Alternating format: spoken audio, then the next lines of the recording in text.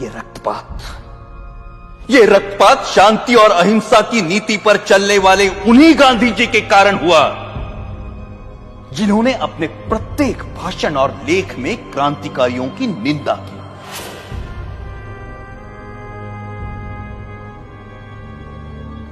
जब गांधी जी के प्रचंड विरोध के बावजूद भी मार्च 1931 के वार्षिक अधिवेशन में कांग्रेस ने भगत सिंह के साहस की प्रशंसा में प्रस्ताव पारित किया, तब गांधी जी अपनी इस पराजय को नहीं भूले और कुछ महीने भीतर जब मुंबई के गवर्नर पर गोली चली तो गांधी जी ने उसका कारण भगत सिंह की प्रशंसा में पारित इस प्रस्ताव को ही बताया।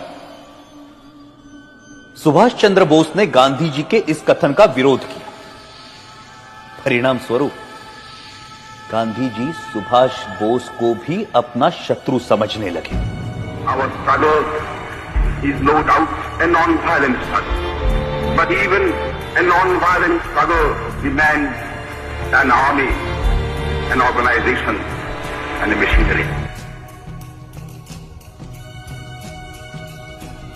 और उनका कांग्रेस अध्यक्ष चुने जाने पर गांधी जी ने कहा कि सुभाष की जीत गांधी की हार है।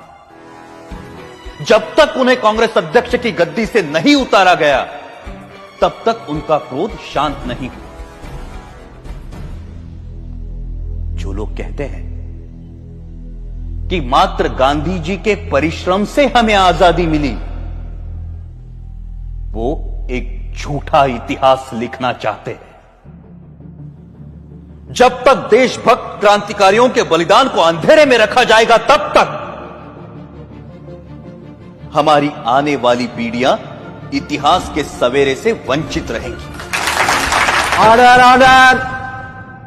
1947 की सर्दियों में हिंदू मुस्लिम एकता के लिए गांधी जी ने जो आमरण अनशन रखा था, उसे तोड़ने के लिए जो पहली शर्त उन्होंने रखी थी वो ये थी कि दिल्ली की मस्जिदों में शरण लिए हुए हिंदू और सिख शरणार्थियों को मस्जिदों से बाहर निकाला जाए और मस्जिदें मुसलमानों को सौंप दी जाए। सरकार गांधी के अनशन के सामने घुटने टेकने पर मजबूर हुई और जिस दिन गांधी जी ने अनशन तोड़ा उस दिन वर्षा भी हो रही थी।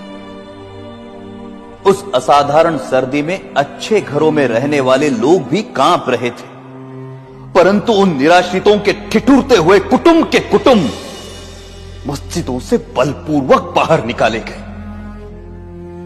जिस दिन यह घटना घटी संयोगवश मैं दिल्ली में ही था और मैंने